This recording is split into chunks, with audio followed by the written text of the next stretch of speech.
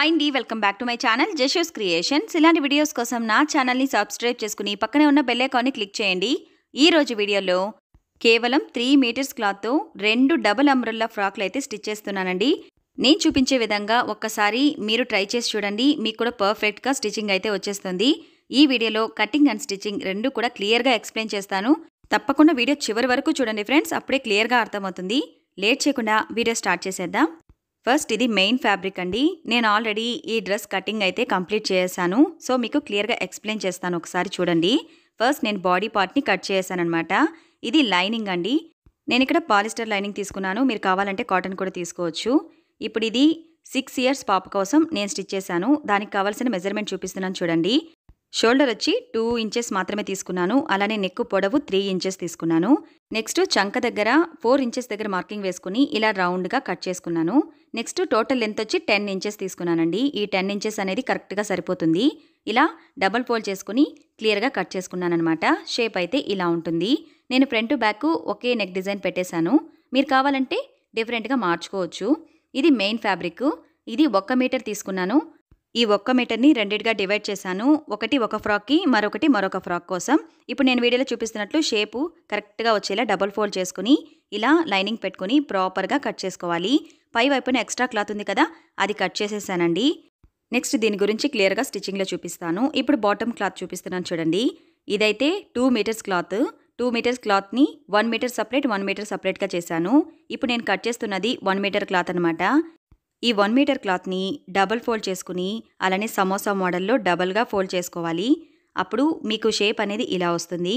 ఇప్పుడు నడుము లూజ్ని కట్ చేసుకోవాలి. దానికోసం ఎగ్జాక్ట్ నడుము లూజ్ ఎంత ఉందో మీరు మెజర్ చేసుకోవాల్సి ఉంటుంది. ఈ పాపకైతే 22 ఇంచెస్ ఉందన్నమాట. ఆ 22 ఇంచెస్కి ఇలా టేప్ని ఫోల్డ్ చేసుకుంటే హాఫ్ 11 ఇంచెస్ వస్తుంది. అలా మళ్ళీ 2 సార్లు ఫోల్డ్ చేసుకున్నట్లయితే చివరిగా 2.5 ఇంచెస్ వస్తుంది. మనం ఇక్కడ 2.5 ఇంచెస్ని ఇక్కడ ఎగ్జాక్ట్ మార్కింగ్ వేసుకుని ప్రాపర్గా కట్ చేసుకోవాలి. మనం డబుల్ అంబ్రెల్లా స్టిచ్ చేస్తున్నాం కాబట్టి ఇలా 2.5 తీసుకున్నాను. మీరు సింగిల్ అంబ్రెల్లా అయితే మాత్రం 5 ఇంచెస్తో కట్ చేసుకోవచ్చు. ఆ తర్వాత టోటల్ పొడవు 18 ఇంచెస్ దగ్గర మార్కింగ్ వేసుకొని కట్ చేసుకున్నానండి. మామూలుగా నడుం లెంత్ కట్ చేసిన తర్వాతే టోటల్ పొడవు లెంత్ అనేది కట్ చేసుకోవాలి. అప్పుడే ప్రాపర్గా అంబ్రెల్లా షేప్ అనేది పర్ఫెక్ట్గా వస్తుంది. చూసారు కదా, ఇలా వస్తుందన్నమాట. ఇప్పుడు కటింగ్ అయితే కంప్లీట్ అయిపోయింది. స్టిచ్చింగ్ ఎలా చేయాలో చూపిస్తాను చూడండి.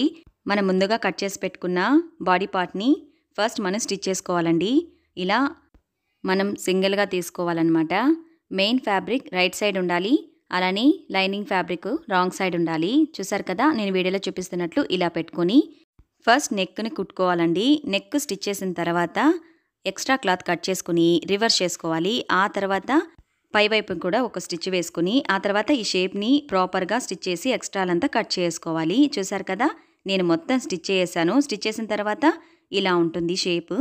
నెక్స్ట్ ఇక్కడ డాట్స్లు పట్టుకోవాలండి. దానికోసం మార్కింగ్ అనేది కరెక్ట్గా వచ్చేలా వేసుకోవాలి. నేను చూపిస్తున్నాను చూడండి. ఎగ్జాక్ట్గా షోల్డర్ నుంచి స్ట్రైట్గా ఒక లైన్ వచ్చేలా చూసుకుని ఇక్కడ మార్కింగ్ వేసుకోవాలి. సేమ్ అలానే ఇక్కడ కూడా మార్కింగ్ వేసుకుని ఇప్పుడు 1.5 ఇంచ్ దగ్గర మార్కింగ్ వేసుకుని హాఫ్ ఇంచ్ గ్యాప్తో ఇలా డాట్స్లు స్టిచ్ చేసుకోవాలి. అప్పుడు బాడీ పార్ట్ అయితే రెడీ అయిపోతుంది. అలానే బ్యాక్ పార్ట్ కూడా రెడీ చేశానండి. చూసారు కదా, సేమ్ అలానే స్టిచ్ చేసుకున్నాను. ఇప్పుడు రెండు కూడా రెడీ అయిపోయాయి కాబట్టి నెక్స్ట్ షోల్డర్స్ దగ్గర జాయింట్ చేసుకుంటున్నాను. షోల్డర్స్ జాయింట్ చేసేటప్పుడు రబ్ చేయడం అస్సలు మర్చిపోకండి. నెక్స్ట్ ఇప్పుడు స్లీవ్స్ కోసం ఇలా క్రాస్ క్లాత్ని నేను కట్ చేసుకున్నాను. ఇది కూడా సేమ్ అంబ్రెల్లా కటింగ్ లానే సమోసా టైపు ఫోల్డ్ చేసుకుని కట్ చేసుకుంటే సరిపోతుంది. లెంత్ అనేది మీ ఇష్టం. ఇప్పుడు నేను వీడియోలో చూపిస్తున్నట్లు చంక రౌండ్ ఎంత వచ్చిందో చెక్ చేసుకోండి. నాకైతే 7 ఇంచెస్ వచ్చింది. దాన్ని డబుల్ ఫోల్డ్ చేస్తే 14 ఇంచెస్ వచ్చింది.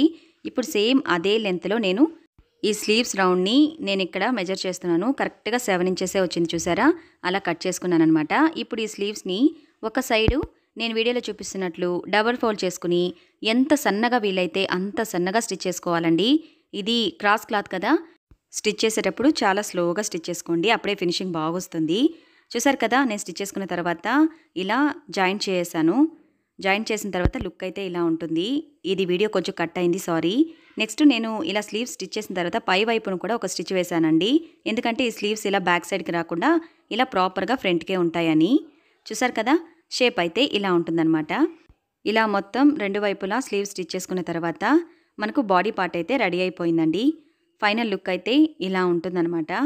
ఇప్పుడు బాడీ పార్ట్ రెడీ అయిపోయింది కాబట్టి నెక్స్ట్ బాటమ్ పార్ట్ని రెడీ చేసుకోవాలి. బాటమ్ పార్ట్ ఆల్రెడీ మనం కట్ చేసాం కదండి. కట్ చేసిన తర్వాత షేప్ అయితే ఇలా ఉంటుంది. ఈ క్లాత్ అయితే 2 సైడ్లు క్లోజింగ్లోనే ఉంటుంది. ఇప్పుడు మనం ఇది 2 సైడ్లు కట్ చేసి ఓపెన్ చేసాను, చూసారు కదా. ఎందుకంటే front part separate, back part సపరేట్గా ఇలా 2 వైపులా కట్ చేసి పక్కన పెట్టేశాను. నెక్స్ట్ ఈ క్లాత్ని ఫస్ట్ మనం లైనింగ్తో జాయిన్ చేసుకోవాలన్నమాట. ఇక్కడ నేను స్ట్రైట్ క్లాత్ని దీనికి లైనింగ్గా జాయిన్ చేస్తున్నానండి. అంటే అంబ్రెల్లా ఫ్రాక్కి మనం కట్ చేసిన విధంగా కాకుండా స్ట్రైట్ క్లాత్ని ఇలా ఫిల్స్ పెట్టుకుంటూ మెయిన్ ఫ్యాబ్రిక్ నడుము లెంత్కి కరెక్ట్గా సరిపోయేలా ఫిల్స్ ఎన్ని వస్తే అన్ని పెట్టుకొని ప్రాపర్గా స్టిచ్ చేసుకున్నాను. చూసారు కదా, ఇలా ఉంటుంది. ఇలా స్టిచ్ చేయడం వల్ల కూడా మీకు ఎలాంటి ఇబ్బంది ఉండదండి. అస్సలు మీకు డిఫరెన్స్ పెద్దగా తెలియదు. చాలా బాగుంటుంది, పఫీగా కూడా ఉంటుంది. ఇప్పుడు రైట్ సైడ్ లుక్ కూడా చూడండి. మీకు ఏమాత్రం డిఫరెన్స్ తెలుస్తుందా? లేదు కదా. చాలా నీట్గా ఉంటుంది ఫినిషింగ్ కూడా. సో ఇలానే బ్యాక్ పార్ట్ని కూడా రెడీ చేసుకుని పక్కన పెట్టేసుకున్నాను. నెక్స్ట్ ఇప్పుడు మనం ముందుగా రెడీ చేసుకున్న బాడీ పార్ట్కి దీన్ని ఈక్వల్గా జాయిన్ చేసుకోవాలి. నేను మొత్తం జాయిన్ చేసి చూపిస్తాను. చూసారు కదండి, నేను జాయిన్ చేసిన తర్వాత లుక్ అయితే ఇలా ఉంది. నెక్స్ట్ కింది వైపు లైనింగ్ని డబుల్ ఫోల్డ్ చేసుకుని స్టిచ్ వేసుకోవాలి.